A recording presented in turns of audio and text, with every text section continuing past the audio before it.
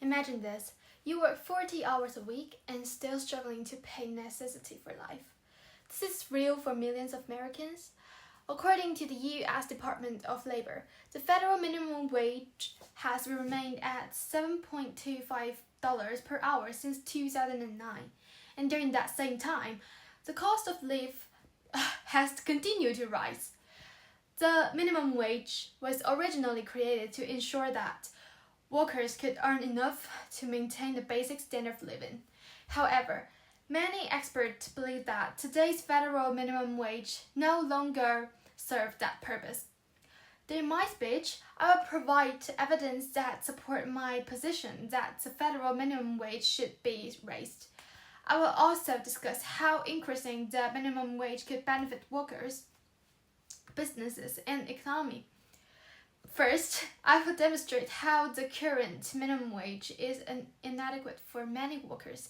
Second, I will explain that the economic benefits of raising the minimum wage. And finally, I will review common arguments against raising the minimum wage and explain why many of these concerns are overstated.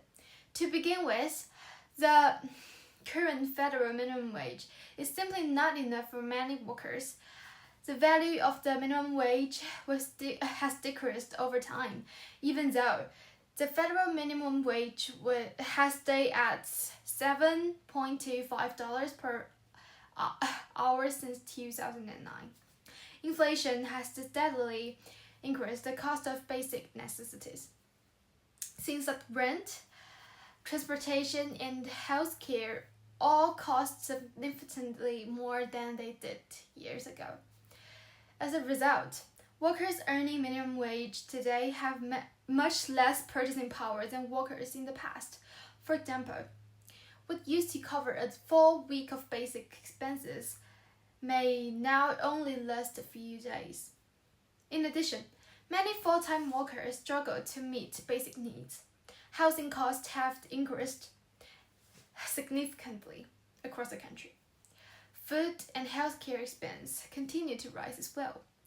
Because of this, some workers are forced to work multiple jobs just to support themselves and their families.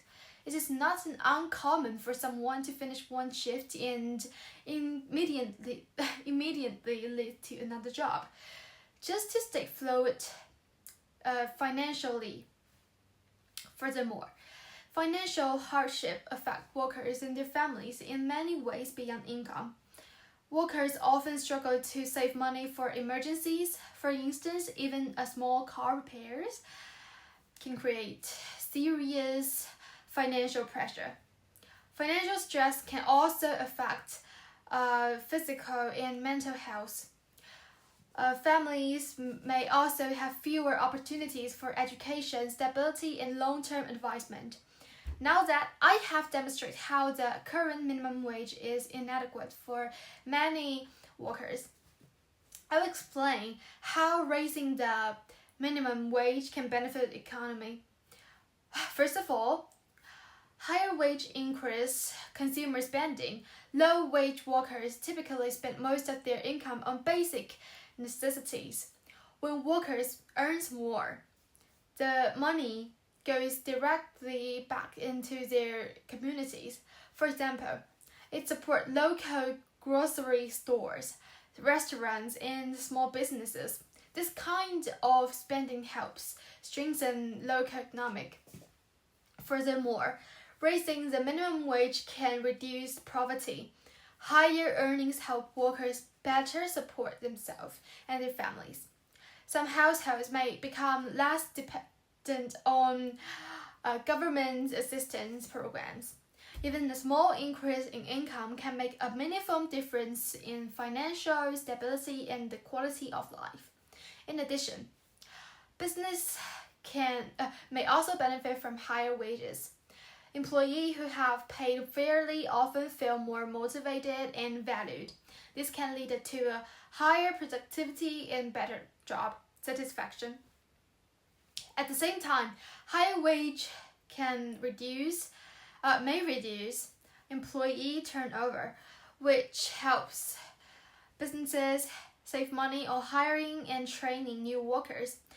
According to the Economic Policy Institute, raising the minimum wage can increase earnings for millions of workers while improving economic security for many families.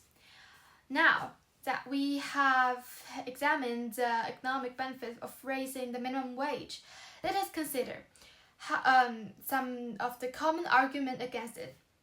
One common concern is that raising the minimum wage will lead to widespread job losses. Critics argue that higher labor costs will force business to cut jobs.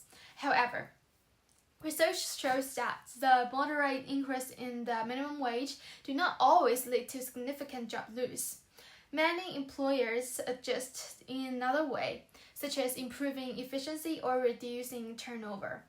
Another concern is that small businesses cannot afford higher wages. While this is understandable, gradual increases allow businesses time to adjust. In addition, increased consumer spending can help offset higher labor costs, especially for local businesses that rely on community spending. Finally, according to the U.S. Bureau of Labor Statistics, millions of Americans still work in low-wage occupations today. Raising wages can improve financial stability for working families and strengthen the workforce over time. A stronger workforce ultimately benefits the economy as a whole. Tonight, I want to leave you with this thought. A full-time job should never still mean a life of financial struggle.